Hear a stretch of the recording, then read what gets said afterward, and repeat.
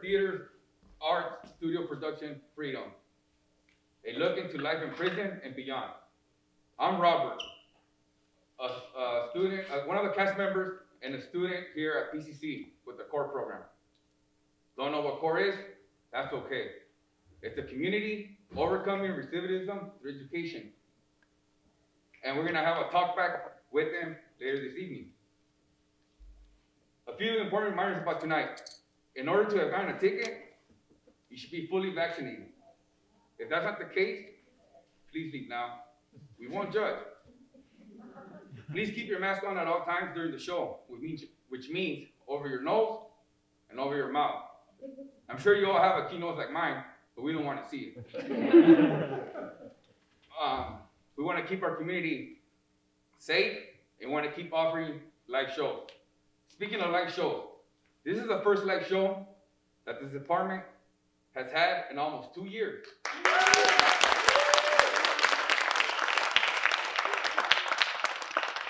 We thank all of the amazing efforts of our deans, administrators, staff, faculty, janitors, and more. Who have helped make this happen. We would now like to have a land acknowledgement. Sarah? The Theater Arts program at Pasadena City College would like to acknowledge the sites and peoples that make up Pasadena City College's historical past, present, and future. We acknowledge PCC's campus exists on the indigenous homelands of the Tonga people. We would also like to recognize that this land has historically been part of Mexico. This acknowledgement is a small part of an ongoing process to be in good relationship with the land and the people of the land, and embodying equity in practice as well as theory. Thanks, Sarah. What else? This is a studio show, which means it is a work in progress. We created everything you're about to see tonight, which takes a lot of time and work. It took 7 weeks up until a few days ago. So if you're expecting a 4-hour opera, sorry to disappoint. We might not have all our lines memorized. We might mess up. You might feel like you're in a TED Talk sometimes. And that's okay. We honor the process, not just the product. We also want to know that the cast is made out of a mix of formerly incarcerated students and not. But everyone is sharing everyone's real life stories here. So this is not about figuring out who's formerly incarcerated and who's not. Appearances can be deceiving, and one of the goals of this project is to create compassion and empathy, not judgment. And now I want to invite you to join us in a prayer. In and out. Let's be present together. Thank you for the present of your presence, and enjoy the show.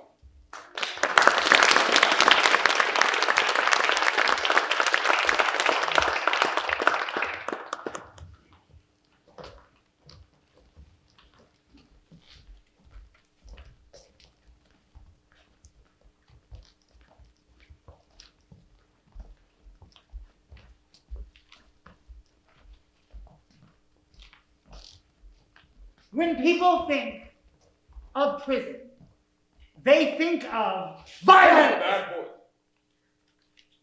and also danger Criminal. and also Isolation.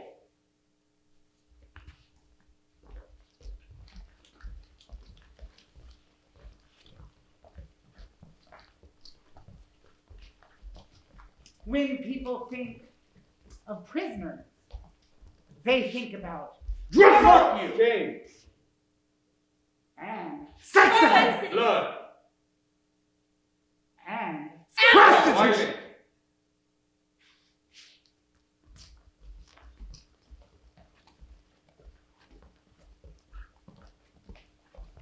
Violence. But what prison really is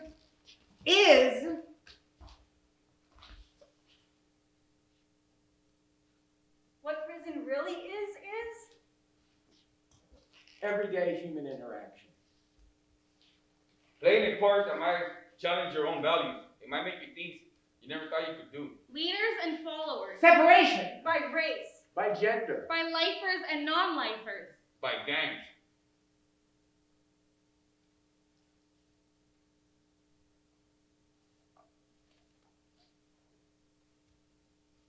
Mental health issues. Intimacy. Or lack thereof. Isolation. No more food. No more cigarettes. No more pillows. No more long showers. Being treated like an animal. Worse than an animal. What is prison even for? Really? Profit. Punishment. Rehabilitation. Second chances.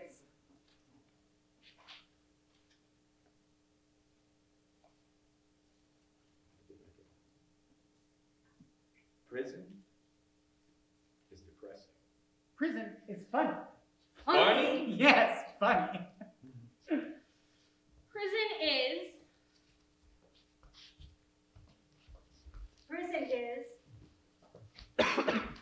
Prison is. Prison is constantly having your body monitored, controlled, march around. What does it feel like? It feels something like this. Welcome, one and all, to the Frog March Ballet. Hands behind your back! Palms out!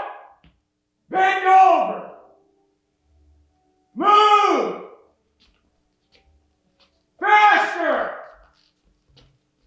Faster, you piece of shit! Move! What are you waiting for? Hurry up!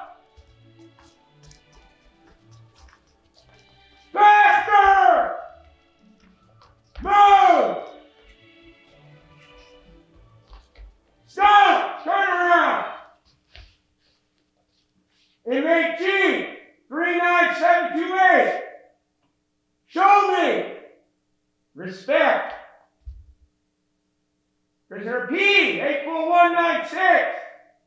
Show me respect. Prisoner D, 84192. Show me respect. Prisoner J, 841. Show me respect. Fun wasn't always crime and punishment behind bars. We do like to have some fun too. Who wants to hear a joke? What's something you can throw, but you can't catch? Peaches! What do you call a little person trying to escape over the jail wall? What? A little condescending! What about that time I found a finger in our food?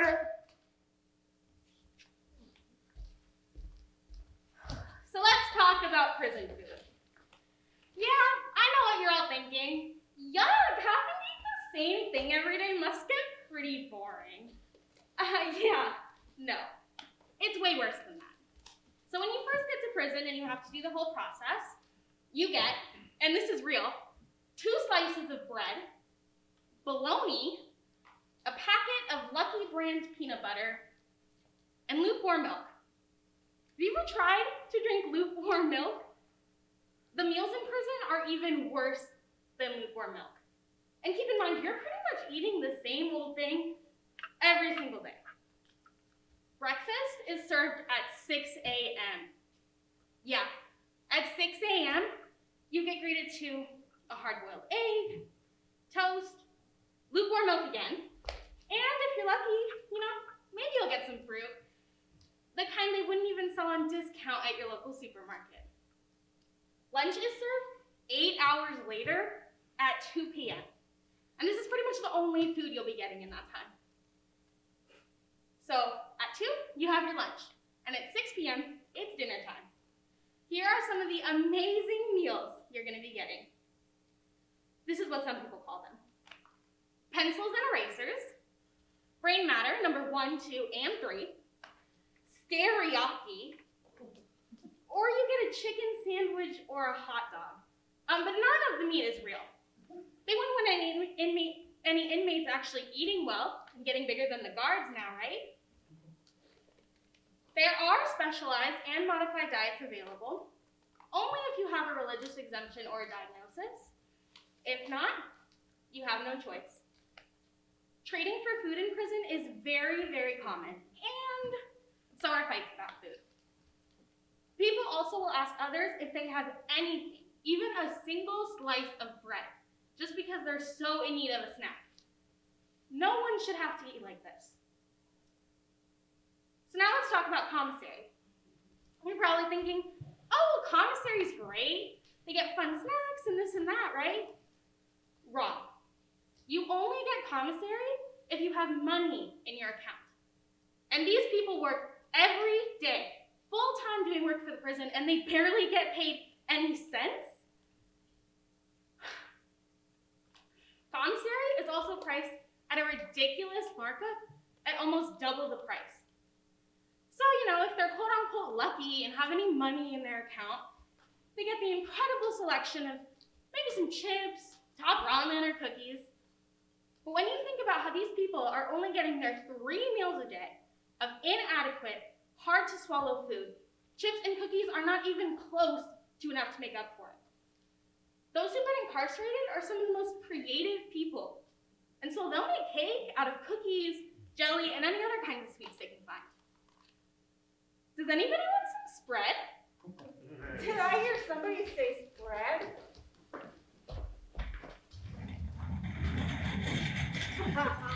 What's up, homies? Welcome to the Prison Network Cooking Channel. I'm your host, inmate 24601. Today I got a special treat in store for y'all. We're gonna learn how to make spreads, also known as swoles, depending on where you locked up.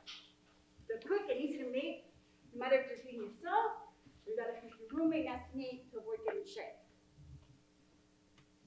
When you're in lockup, you gotta learn how to improvise. You become a cross between like Martha Stewart and MacGyver.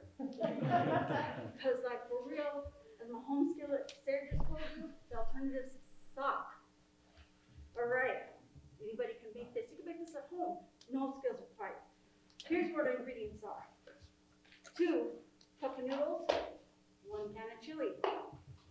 A summer sausage, I couldn't afford to flip it out of my price grade, so I got these little mini Vienna sausages, bag of Cheetos, an onion, and 2 trash bags. So how we're gonna start this? We're gonna put the 1 trash bag inside the other one. Sure, I have a mouth. COVID, y'all. Alright, here we go. Put this trash bag inside this one. And we're gonna start writing our ingredients. Cost me a small fortune just for this stuff. 2 ramen noodles going in there. Don't laugh, styrofoam is protein. Can of chili. I'm gonna smash these Cheetos up into fine dust. And Cheetos, these are real Cheetos, legit. These are like gold in prison. Cost me 6 jars of coffee just for this bag. Let's smash them up real good into fine dust. Let's throw our weenies in there. And also, last but not least, the onion. You don't have to use onion. I know people are real particular about it, but for me, I go by the motto, an onion a day keeps the Aryan Nation brother away. All right, get everything inside the bags. I'm gonna grab it like this, and then you choke the shit out. When everything is mixed, you're gonna wait 5 minutes. Then, bam! We interrupt this program for a public service announcement.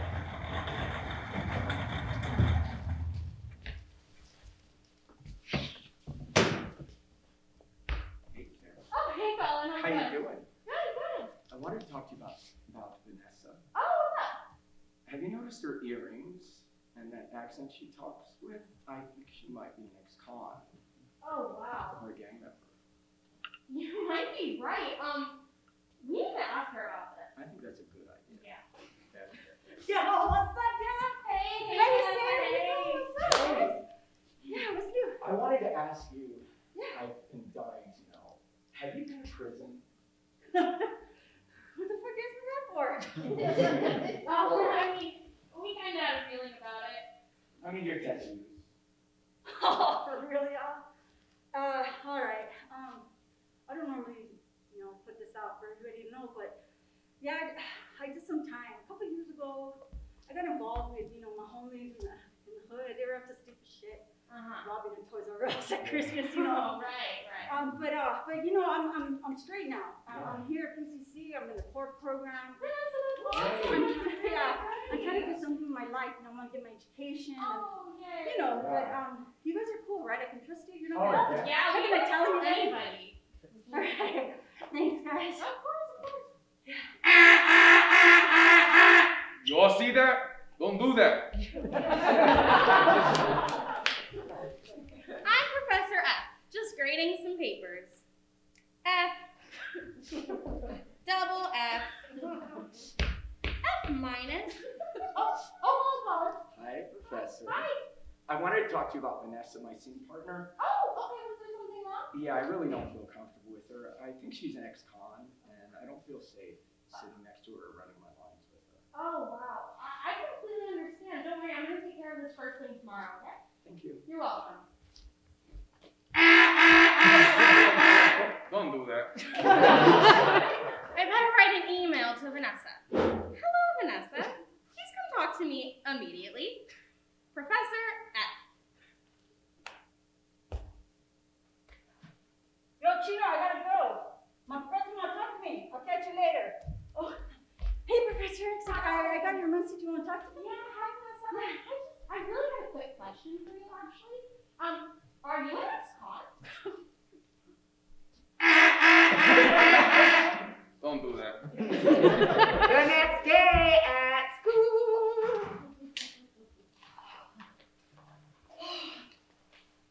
Oh, hey, hold on. I'm so excited. I got her super Yeah. nice. I've been rehearsing. Yeah. Vanessa, you're actually not going to be calling seat partner anymore. In fact, can you just actually move your seat for me, please? Why? Hey, Paul, they were working Oh, on you know, this. it's for security reasons. We need to make sure that Colin can feel safe in the classroom. Security. Yo, dog, you don't feel safe with me? Vanessa, just move your seat. Okay, yeah, sure. Don't do that. The scenes we just portrayed for you are based on real life experiences that some of our formerly incarcerated students at PCC have actually had. What have you seen? It's not justice, equity, diversity, or inclusion. By the way, that's our mission here at PCC. The act of outing someone can be detrimental to their health. And alienating. Treating PCC students like this is very disrespectful, and we need to do better. So how do we do better? Let's do the scene again.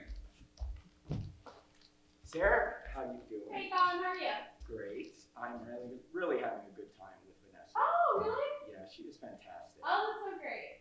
Ding, ding, ding, ding, ding, ding, ding. Now that's justice, equity, diversity, and inclusion. And see that? No, and see that. They didn't stop it. Oh yeah, and see that? Colin and Sarah didn't gossip about Vanessa because it's none of their business. Which means he never goes to the professor. And he never feels alienated. And I get to enjoy PCC just like every other student. If there are any teachers or professors in the audience, this is the way you can handle about going if you have formerly incarcerated students in your class. Hello, class. I just wanted to let you all know that we have some incredible resources here at PCC, including some specifically to help out our formerly incarcerated students. If you notice, she spoke in a general way and didn't single anyone out. And therefore, no one had to feel uncomfortable. Like I said, that's justice, equity, diversity, and inclusion. Now back to our regularly scheduled programming.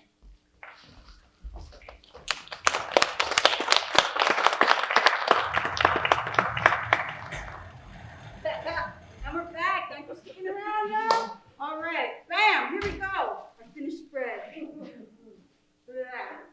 I know you want some. I see you. I know you're hungry. Oh, shit, there's a guard coming. All right, that's all I got time for.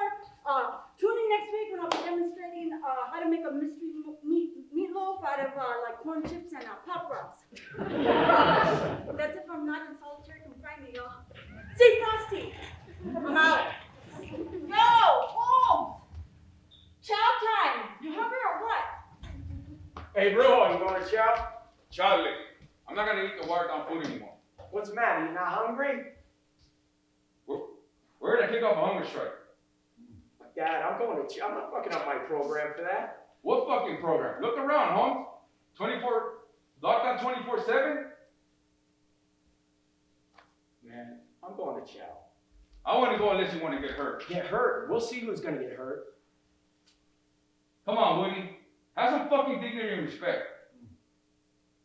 Fuck that, man. I'm going to chow. So, even though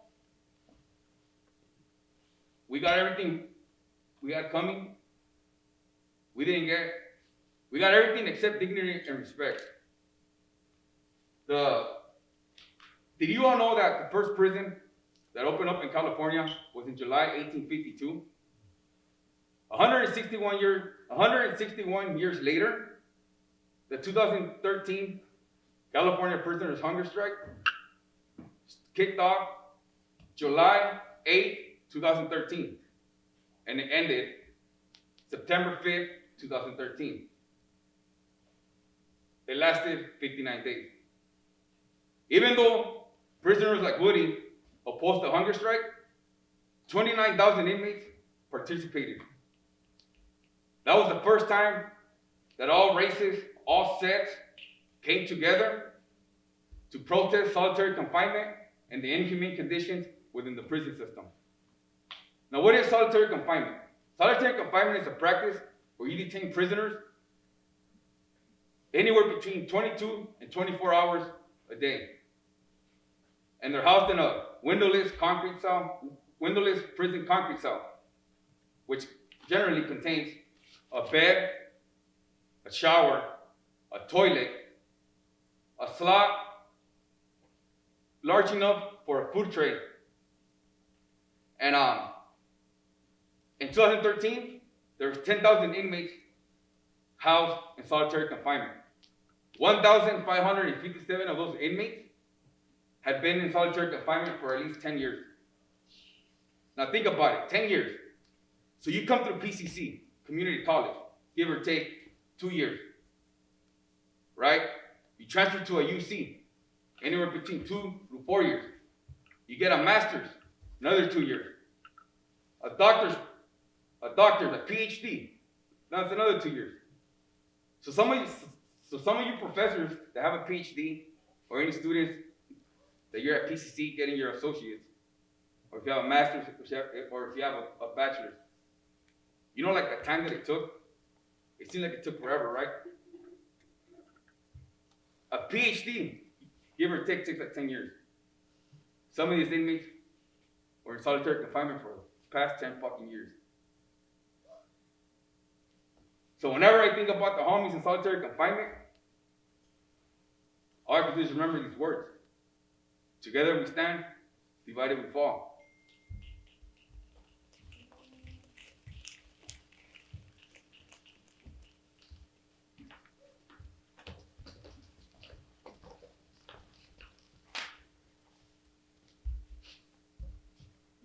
Environment is very powerful. It's like a tornado, it sucks you up. It's another world. Environments shape every part of your life, your culture, your day. Built environments, constructed with intent and purpose, are even more powerful things. Physical construction and design matter. The consequences can be seen in their outcomes. What people did we expect to create in cement boxes sealed with steel doors, behind windows painted black? All movement stopped. All connections cut. Total alienation. Prison a deconstructive construction made of cement and stainless steel, reinforced glass and razor wire. Every object imbued with the hatred of its creator, ugly and hard. The natural world gone. There's no plants, flowers, grass. There's no water.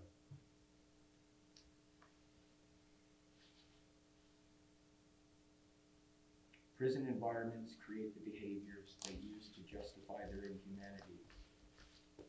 Gun ports and loaded assault weapons, gunshots, and insults. Handmade knives, shivs, and shanks, and insults. Degradation and homebrew with Pruno and pimps. Heroin, tramps, robbers, and thieves, and more insults. Handmade knives, shivs, shanks, twinks, trams, tricks, and insults. Lots and lots of insults. Attacks, straight and small. Gang members, guards, grenades, cuffs, clubs, batons, shackles, zip ties, and insults. Starving, thirsty, cold, lonely, hot, so fucking hot, and reviled. Shame, longing, fear, and terror, and insults. Dehumanizing, indifferent to my suffering, negligent in my care, insults, and isolation. Insults and isolation. Insults and isolation. I just want to be loved.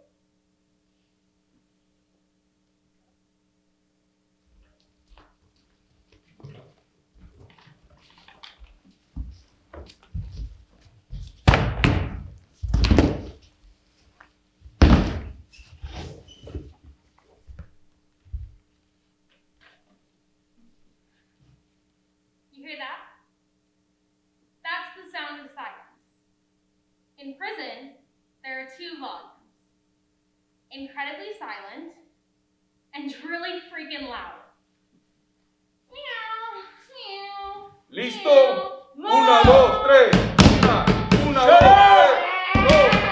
Una, dos, tres. Tres. Una, dos, tres. Una, dos, tres. Cinco. Una, dos, tres. Seis. Una, dos, tres.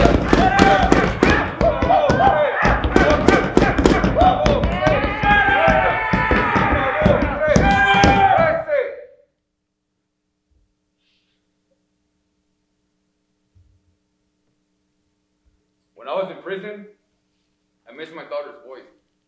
I miss the sound of laughter. I miss the sound of women. I miss the sound of animals. I miss the sound of song, of poetry, and of friends' voices.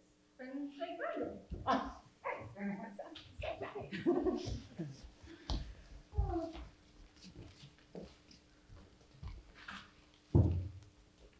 When I was locked up, there was an inmate who made music by beating his fist over his chest.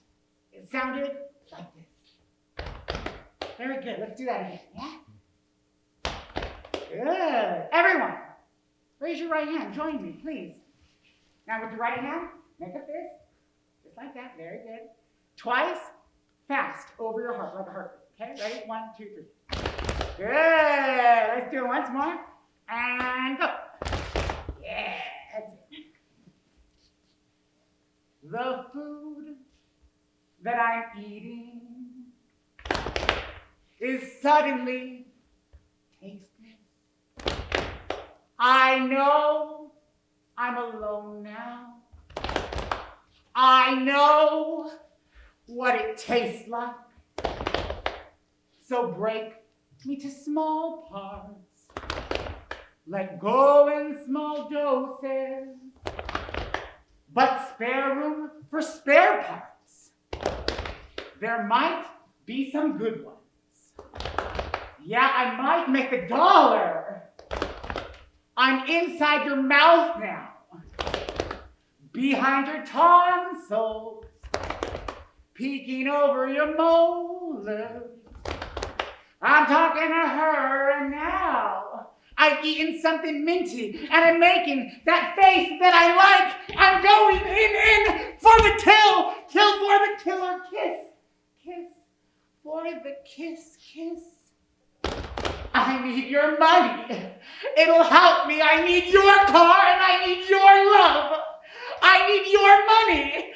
It'll help me. I need your car, and I need your love. So won't you help a brother out? Won't you help a brother out? Won't you help a brother out? Out! So break me to small parts. Let go in small doses. But spare room for spare parts. There might be some good ones. Yeah, I might make $1. There might be some good ones. There might be some good ones. I might make $1.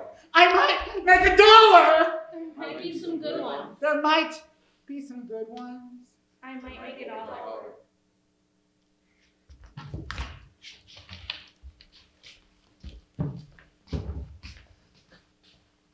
You've heard a lot of stories tonight.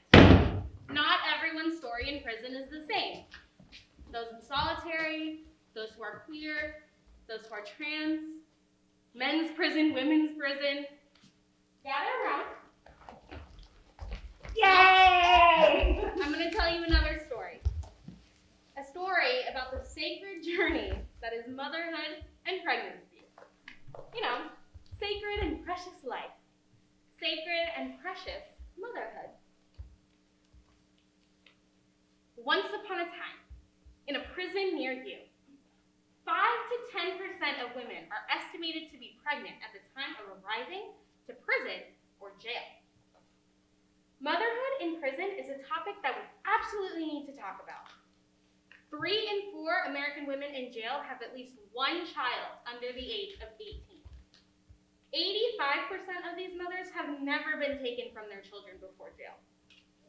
And only 16% of these mothers were in jail for a violent reason. Which leads me to raise the question, is separating a mother and a child really a necessity here? I would say getting the family some help would likely be a better option than prison.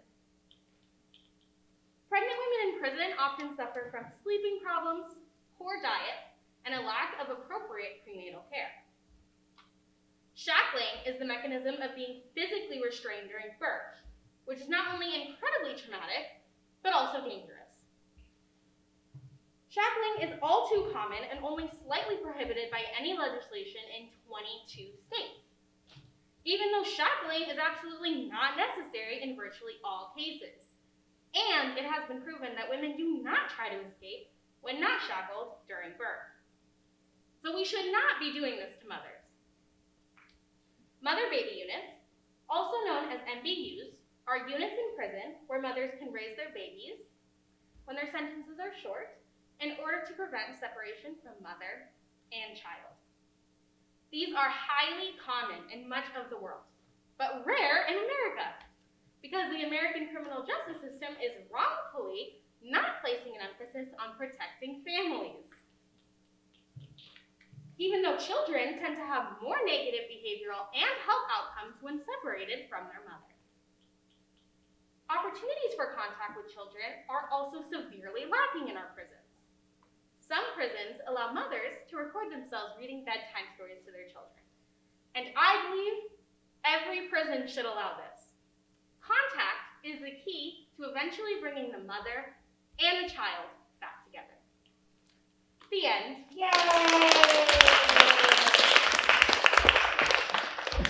Thank you, sir, for your story. How prison affects women and children. You see, my story started in childhood, the first grade. I had gotten a citizenship award because I was playful. I had a positive attitude towards my classmates, school, and the community. During their award ceremony, I was cheering and rooting my fellow classmates.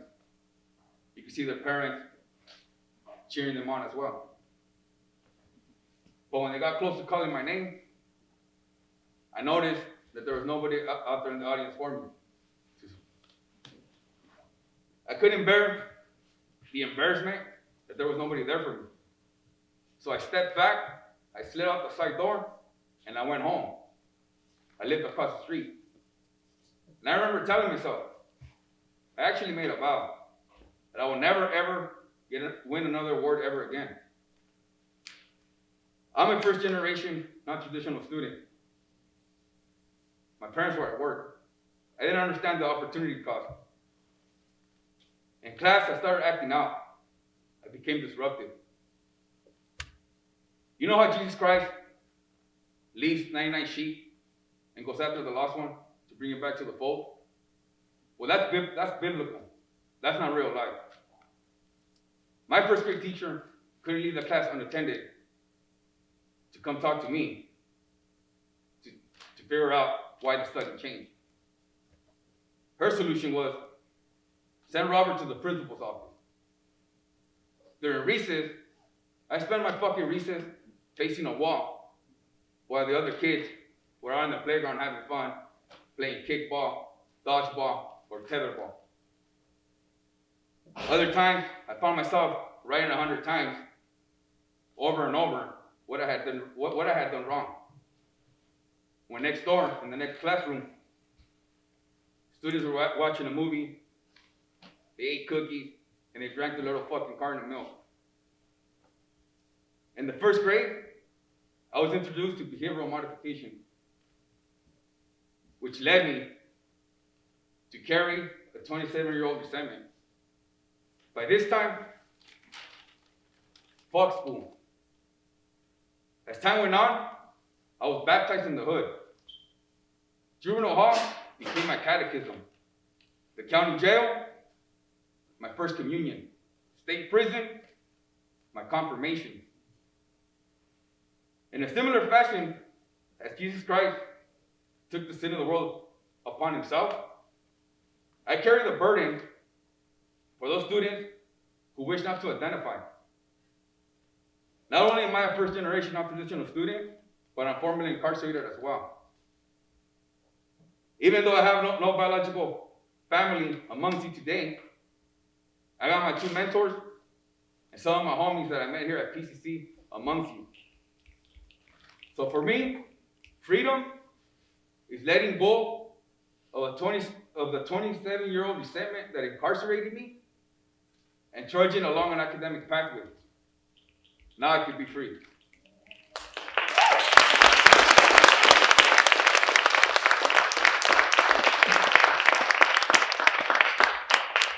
So what is freedom anyway? Yeah, what is it? If the very nature of freedom is what prisons take away, isn't it to know what freedom actually is? Maybe freedom is in ourselves. Maybe, although it's hard to feel free when you have barbed wire all around you. True that. Maybe we start where we began. What do you mean? Maybe it's in our bodies. Let's try.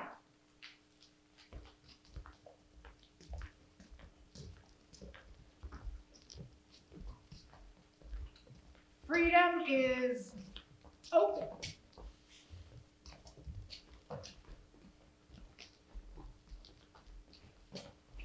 Freedom is slow.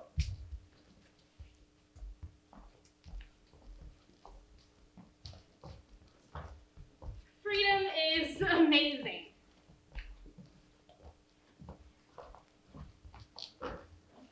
Freedom is liberation. Freedom is solidarity.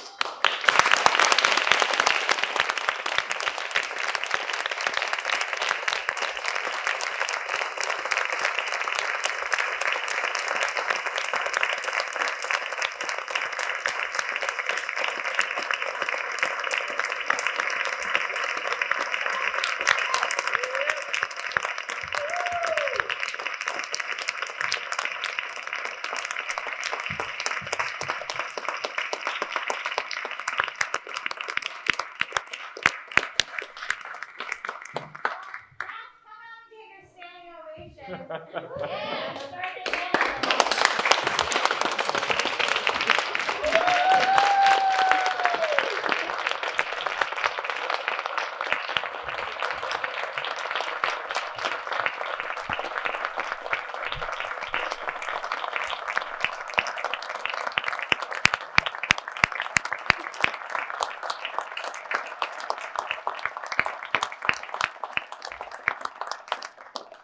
Hi, everyone. I'm Kathy Nine, the director, proud director.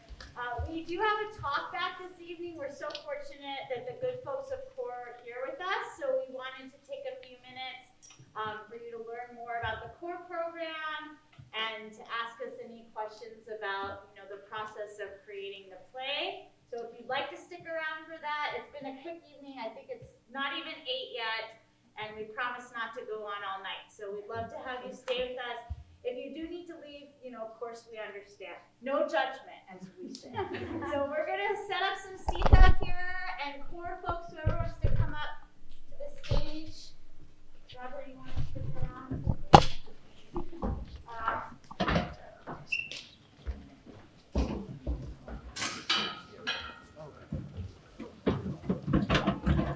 Yeah, anyone in the cast, and then otherwise, video.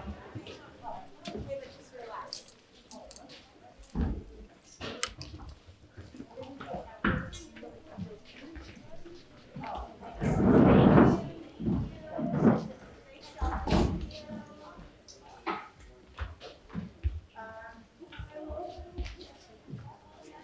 Yeah, of course.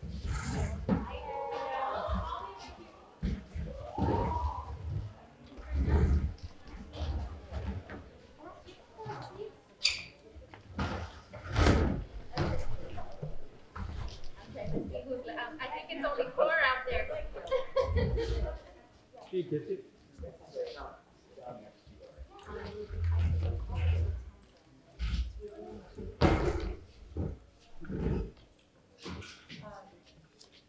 Okay, hi, welcome everyone. We could just go down the row and introduce ourselves. I'm Professor Nye, Catherine Nye. I'm the professor for the class, Theater 28, and the director of the show. And yeah, that's me. Robert.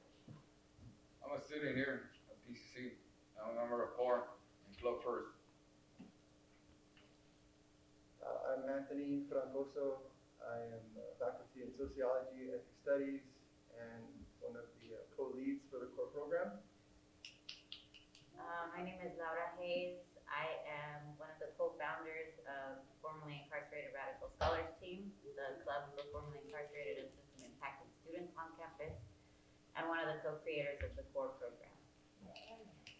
Hi everybody, I'm Ari. I'm one of the co-leads to CORE. I also graduated from PCC when I paroled in 2013. Most recently, I just got hired as adjunct faculty for the sociology department. My name's Colin. I was involved in the production, and I'm also a member of CORE. So yeah, do you all want to just share a little bit more about what CORE does and how people might get involved, and then we can open up for questions? You want me to start? Yeah, already. So CORE is basically a loving community. The play did its justice. I was very moved. I won't go into details, but it was very moving. Dr. Knight, you did a wonderful job directing. You all did a great job acting. So I just wanted to say that. But yes, we're a loving community that offers support to formerly incarcerated and system impacted students. For those who don't know what system impacted means, it means you were affected through the carceral system by a loved one. Basically, if you had a mom who was in, if you had a dad who was in, an uncle, a friend, a partner. So you would be able to benefit from the program if you were system impacted as well. So not directly affected by the carceral system. We offer academic support. We offer transfer support, mental health support. That's just a snippet, but Yeah, I mean, we prepare our students to go on and get PhDs because they can. Picking up on what Ari said, I think as students, I was a student here in 2017 when we started the formerly incarcerated Radical Scholars team. And I wouldn't have graduated, I wouldn't be where I am right now, which is a transfer student at Pittsburgh, if we didn't have community. So as students, we saw a need for that community, we saw a need for support services. We got some really amazing faculty and administrators to back us up and support us. And eventually we were able to institutionalize that support. And that's what CORE is institutionalized support funded through PCC for formerly incarcerated and system impacted students. And the key, I think, thing that we try to do at CORE is provide community, as well as build up strength or continue building the strength and the resiliency that our scholars have. We try to build, or our goal is to have our scholars start to advocate for themselves. And once they can start advocating for themselves, we want them to advocate for others and for their larger community. And CORE is primarily set on developing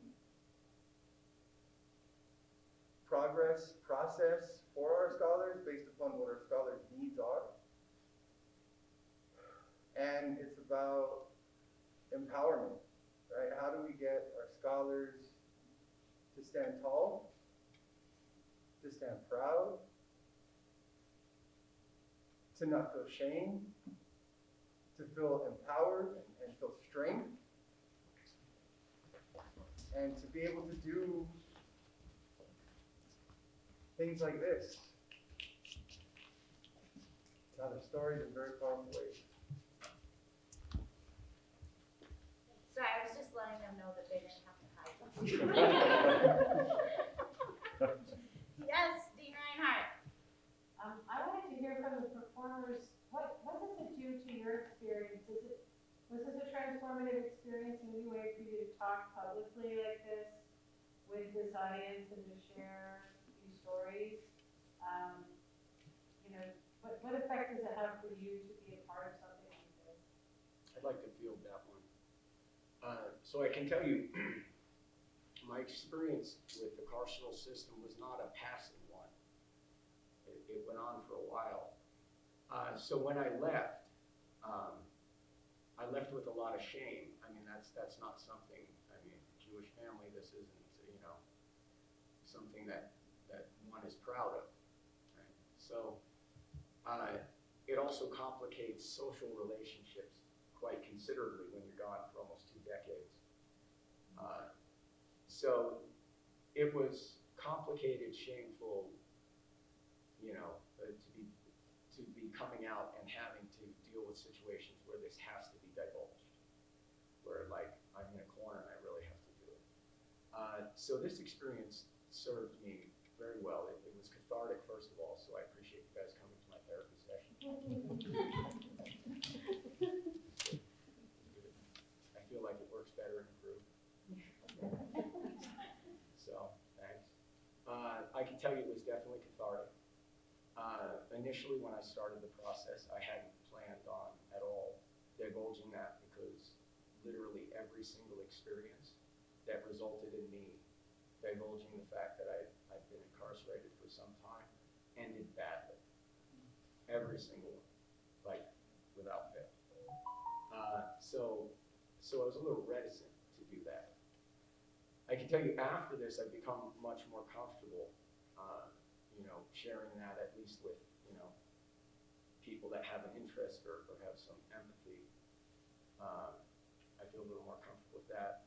So I think it's, I think it was transformative in the fact that I arrived at a place where I felt more accepted by the community, right? Felt that I did before, less alienated, less isolated. So I would say overwhelmingly an absolutely positive one. And if I had been billed at $90 for 50 minutes, like I pay my site for soccer young, we need to give her a raise. I'm just saying. Yeah, I hope that answers your question. Robert, you want to share what the process was like for you? So for me, it was like therapeutic. It was healing. It's pretty much I don't have no credentials. I'm a fucking PC and I'm struggling just to even get my associates. You know, I work graveyard. I'm a father. I work in treatment at an alcohol and drug treatment center.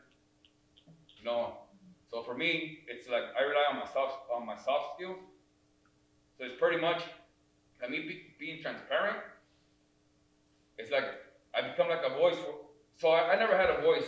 Well, I've always had a voice, but it was like fucking like snuffed out.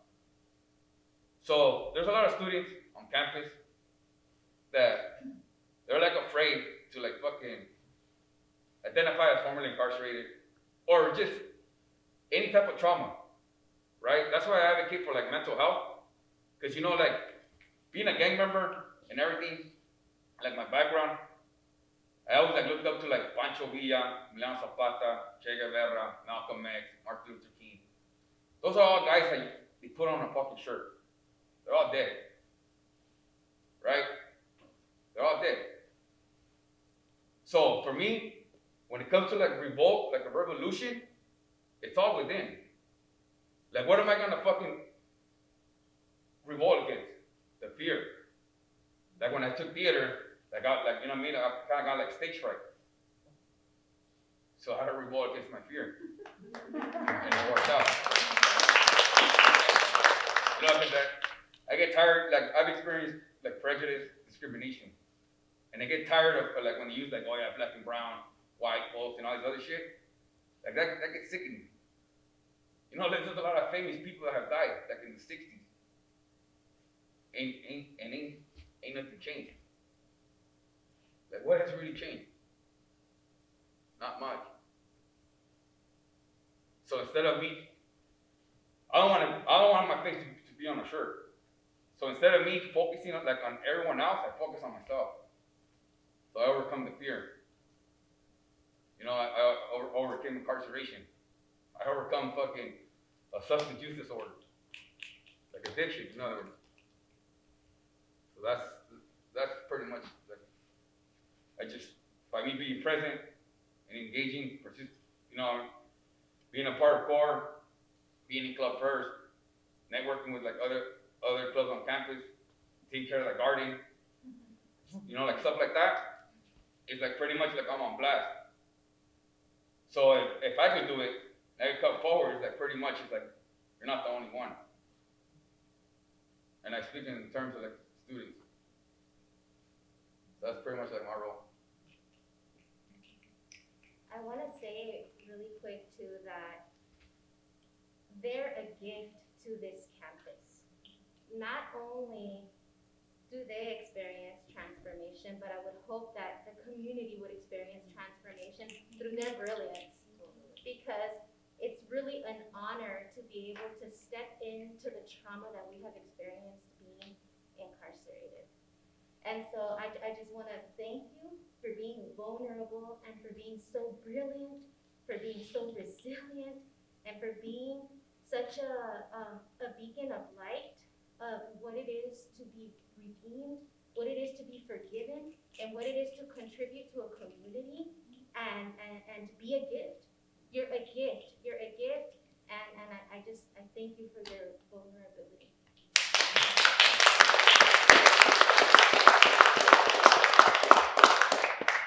Yeah, I mean, I will say that I learned from them.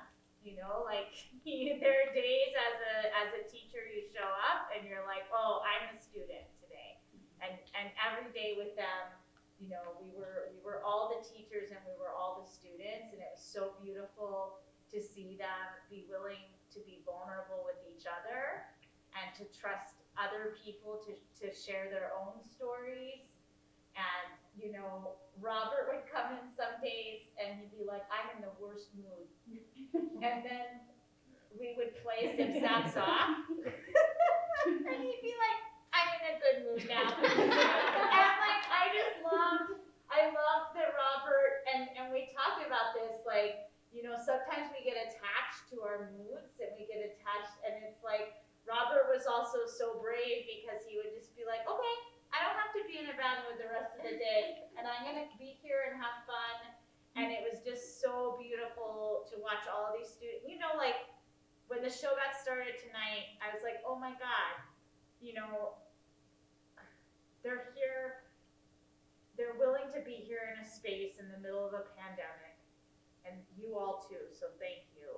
You know, you all were so brave on so many levels, like vulnerable in so many ways, and trusting each other to be in a space with other people in the middle of a pandemic, trusting each other to be careful out there in the world with, you know, not exposing ourselves, not exposing each other. Like, there were so many layers of having to be responsible. And one of the reasons I wanted to do this project right now is because I think that COVID is an opportunity for us to rethink everything, right? Including, what does it mean to be in community? And what does it mean to take care of each other? What does isolation feel like? Because, you know, when people were like, oh my God, the isolation's driving me crazy, I'm like, okay, well, think about people who are in solitary, right? Who don't have Netflix. So yeah, I think this is like the time for an empathy revolution, and we can all be on each other's shirts. Sunny. Yes. First, I just want to thank everyone for their vulnerability and sharing your stories and allowing me to hear your stories. It means a lot to me. I'm not a student here, my sister-in-law is. And I'm a student at Arizona State University. I'm studying forensic psychology and correctional studies. And I'm just so thankful to have witnessed this, and the passion inside of me for helping people who have experienced the same things you have experienced is burning brighter than it ever has.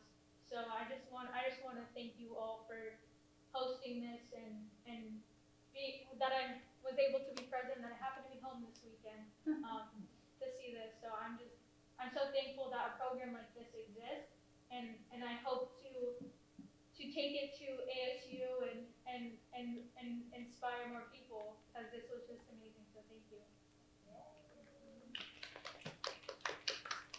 Go Devils. Anyone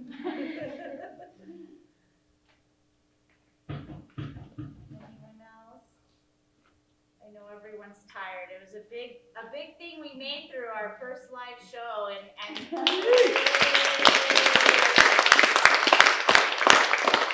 couldn't have done it without an audience. So thank you all again for coming, and for going on this journey with us. And thank you again to CORE.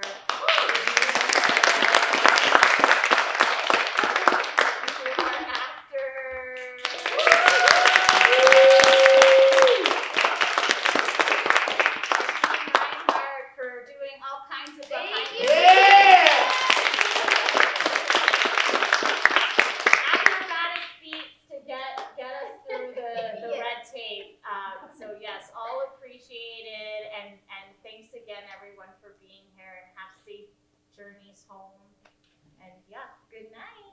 Good night.